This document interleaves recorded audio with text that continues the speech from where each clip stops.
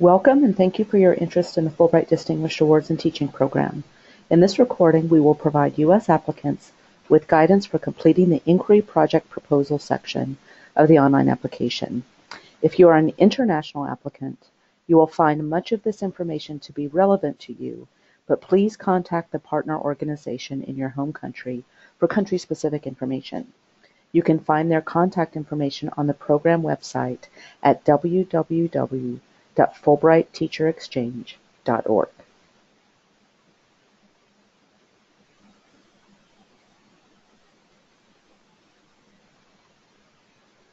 The Fulbright Distinguished Awards and Teaching Program is sponsored by the U.S. Department of State's Bureau of Educational and Cultural Affairs. It is administered by the Institute of International Education, or IIE. The Inquiry Project is a unique component of this program, which offers teachers the opportunity to explore an educational topic in depth.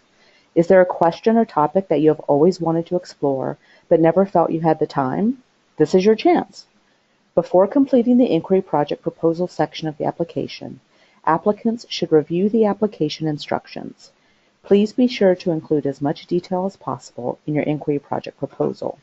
This recording will give you several tips to help you write the proposal. The next few slides will give you tips to keep in mind when working on your Inquiry Project proposal. First, demonstrate that your topic is of direct relevance to your work as an educator, whether you're a classroom teacher or fill another role such as school counselor or media specialist.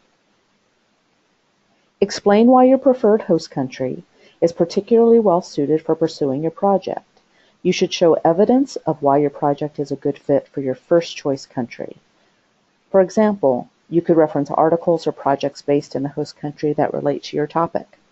Additional information about preferred project topics for some countries is available on the Participating Countries section of the website.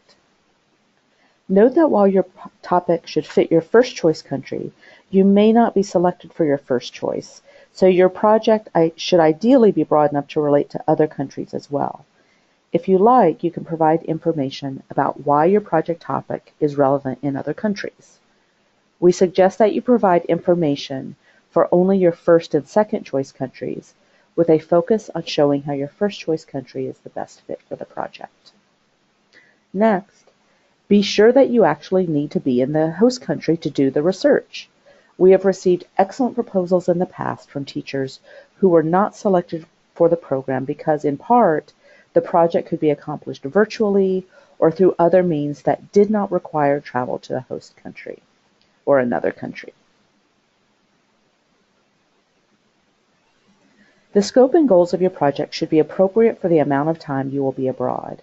Be realistic regarding what can be accomplished in 3, 4, 5, or 6 months. It takes time to settle in and to connect with local educators and others once in country, so make sure your inquiry project can be accomplished during the time you will be abroad.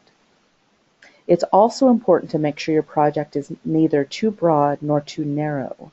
We receive many high-quality proposals that propose to do much more than is feasible in 3 to 6 months, so err on the side of a smaller, focused project rather than a broad one. A limited number of 9-month-long grants may be offered to U.S. teachers whose projects warrant extended time abroad. If you are interested in being considered for a 9-month grant, please clearly and concisely explain in the Inquiry Project section the value that this extra time in country would add to your project development, including how you would utilize the extra time in a host country.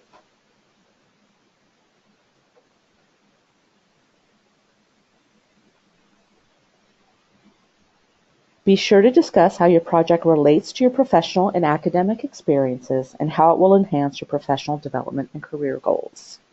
Provide a detailed description of the process you will follow in your host country in order to implement the program, which should include an approximate time frame for each step, individuals that might be involved, methods used, and activities. We recognize that the process and timeline may need to be adjusted once abroad, but you need to demonstrate in your application that you have carefully thought through each step of conducting your project. Explain how your project will benefit underserved student populations in your home country. Reaching underserved populations is a priority of the U.S. Department of State, and this question will be looked at closely during the application review process. Explain how you will plan to apply what you learned on your program when you return to your home country. Explain how your experience will impact your classroom practice, your school, and your community. Think about how you can share what you learned even more broadly, for example, through national conference presentations. How will you use and apply, emphasis on use and apply, what you learned abroad? Many otherwise excellent proposals do not move forward in the selection process because, in part, they don't provide this information. A key component of the program is the host institution placement, and several factors are considered when an institution is selected for each participant, U.S. participant. The host institution is typically a university, but can also be an educational nonprofit organization or similar type of organization. We will use the university as the default descriptor in this webinar. A primary selection criterion is the fit between the project and the resources available at a host university that would support the completion of the project. Certain host countries, such as the United Kingdom, require that applicants select a university off the list on the website and state in the application why that university is a good fit for the project. In other countries, such as is the current case in New Zealand, all selected teachers will go to the same host university. Applicants should visit the participating countries section of the website and click on the name of the country in which you are interested in applying to find out more about individual country requirements. For the majority of participating countries, participants are encouraged to research and include in the proposal one or more potential host universities and even faculty members that they could work with on their project while abroad, but doing so is not a requirement. Please note that even if you include information about one or more preferred host institutions, you may not be placed at that university or universities as many factors go into the selection of a host campus. In the next few slides, we will highlight 2 successful inquiry projects from DA alumni. These examples are not the only types of projects that applicants can propose, but are samples to illustrate what has been successfully done in the past. A more complete list of projects can be found on the program website at www.fulbrightteacherexchange.org. The first example is a curriculum inquiry project called Living Lessons.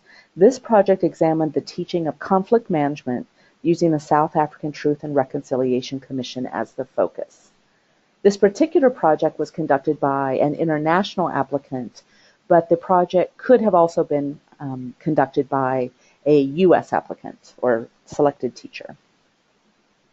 The first step in the inquiry project process is to develop your ideas about the topic you want to explore. The methods you propose need to fit the type of data you hope to collect. For example, you can conduct interviews if you want first-hand accounts from host country nationals, a survey if you want to collect the same type of information from several people, etc. Make sure the methods and processes you propose fit your project and most importantly can be achieved in the amount of time you plan to be abroad. Be aware, however, that in many countries gaining access to minors is difficult and can take many weeks or longer, so think carefully about the type and level of access required for your project. The final product of this alumnus project was a curriculum guide for a series of workshops to help students develop skills in peaceful conflict management. For your project proposal, be sure that the outcomes you propose fit with the topic and methods. For instance, can you collect the information you need to achieve your targeted outcomes in the amount of time you have? Plan this section of your proposal carefully and make sure your desired outcomes are applicable to your educational practice, as the strongest applications will clearly connect all project proposal components, topics, methods, and outcomes.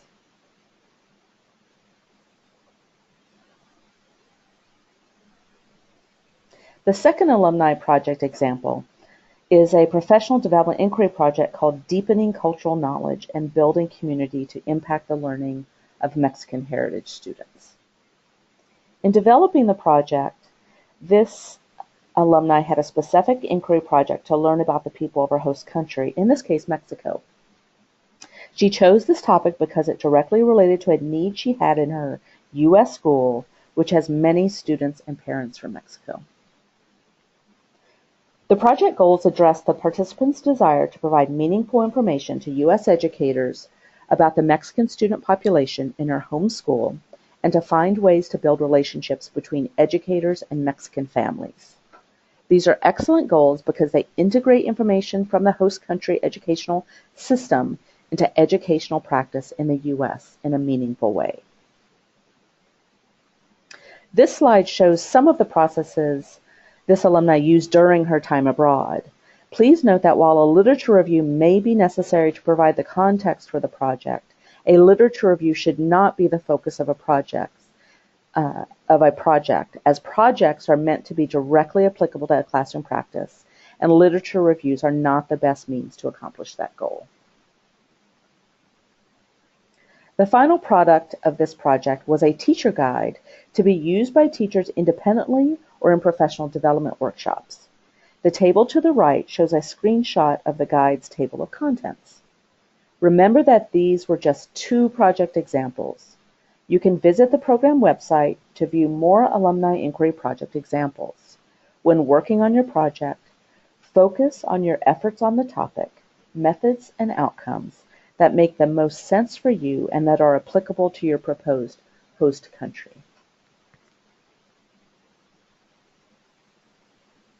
Before wrapping up, I'd like to make a few general comments about the application. Before submitting, we strongly recommend that you view the application checklist posted on the program website. The checklist includes the components of the application that must be submitted to IIE by the deadline in order for your application to be complete. Here is a snapshot of the selection and notification process timeline also found on the program website. All applications must be submitted online by 11:59 p.m. Eastern Time on the deadline date. Late submissions will not be accepted. IIE will notify applicants of their status by the end of March. If anything about your application changes after you submit your application, such as a change in employer, please notify IIE. Please contact IIE staff at fulbrightdat@iie.org with any questions. We wish all applicants the best of luck. Thank you for your interest in this wonderful program.